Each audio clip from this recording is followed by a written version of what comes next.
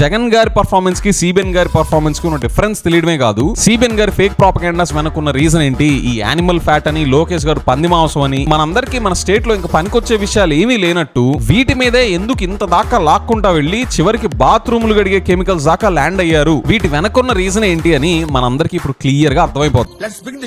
CBN గారి latest దగ్గర 2 years performance ని ఇది రిఫ్లెక్ట్ చేస్తుంది. మీరు చూసే ముందు గుర్తుంది కదా, రీసెంట్ గా సిబిఎన్ గారు మన స్టేట్ ఎకానమీ ఎంత అద్భుతంగా పర్ఫార్మ్ చేస్తుందని టమ్కి వేస్తున్నారు. మీకు గుర్తుందిగా, మన స్టేట్ నామినల్ జిఎస్డిపి 11.75% పెరిగిందంట 2024-25 కి, అండ్ 2025-26 సంవత్సరానికి 10.75% పెరిగిందంట నామినల్ జిఎస్డిపి. అంటే 2 years కి దగ్గర 11% క్యాగర్ తో గ్రో అయింది మన స్టేట్ జిఎస్డిపి. అంతేకాదు మన స్టేట్ అంట ఇండియాలో 3rd ర్యాంక్ అంట రియల్ జిఎస్డిపి గ్రోత్ రేట్ లో. ఇది చెప్పింది ఎవరు?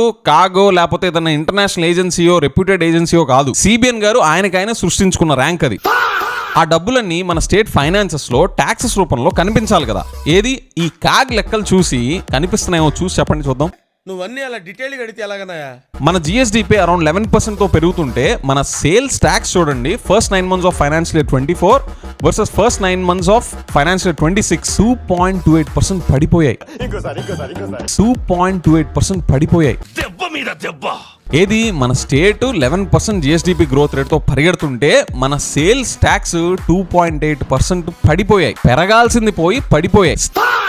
ఇవన్నీ కూడా సిబిఎన్ గారి సిపాయిలు, ఇంటలెక్చువల్స్ వీళ్ళు ఎవరు క్వశ్చన్ చేయరా? అసలు వాళ్ళు ఏరి ఎక్కడికి వెళ్ళిపోయారు? వీళ్ళంతా ఏమైనా వెకేషన్కి వెళ్ళారా? వెకేషన్ సిబిఎన్ గారి సిపాయిలంతా కాగ్ని పేటిఎం అనండి చూద్దాం, అదొక్కటే మిగిలింది. కానీ సిబిఎన్ గారు మాత్రం ఒక దాంట్లో రికార్డు బ్రేక్ చేశారు, అది అప్పులు చేయడంలో. చూడండి 10.6% కాగర్తో అప్పులు పెరిగాయి, కాదు విజృంభించాయి. అండ్ ఇక్కడ ఇంకో ట్విస్ట్, సిబిఎన్ గారు అంటేనే డెవలప్మెంట్, సిబిఎన్ గారు అంటేనే క్యాపిటల్ ఎక్స్పెండిచర్ మీద ఖర్చు పెట్టే విజనరీ అని అన్నారు కదా. పోనీ అందులో ఏమైనా పర్ఫార్మెన్స్ పెరిగిందో చూద్దాం. చూడండి క్యాపెక్స్ పెరిగింది కేవలం 0.06%, ఆల్మోస్ట్ నెగ్లిజిబుల్. అసలు ఆల్మోస్ట్ నెగ్లిజిబుల్ కూడా కాదు, నెగ్లిజిబుల్. ఏరి సిబిఎన్ గారి సిపాయిలందరికీ కాస్త నంబర్స్ చూపించి, సిబిఎన్ గారు అంటే విజనరీ, డెవలప్మెంట్, క్యాపిటల్ ఎక్స్పెండిచర్ అని టమ్కీ వేసే సిపాయిలందరికీ కాస్త ఇవి చూపించి అసలు సిబిఎన్ గారికి డెవలప్మెంట్ కి లింక్ ఏంటి అని చెప్పి ఆన్సర్ దొరుకుద్దేమో కనుక్కోండి కొంచెం. సిబిఎన్ గారు మనం ఇండియా మొత్తంలో 3rd ర్యాంక్ అన్నారు కదా ఆయన సొంత లెక్కల ప్రకారం. కానీ ఇదే టైం పీరియడ్ లో మన స్టేట్ ట్యాక్స్ రెవెన్యూస్ లో ఇండియా వైడ్ మన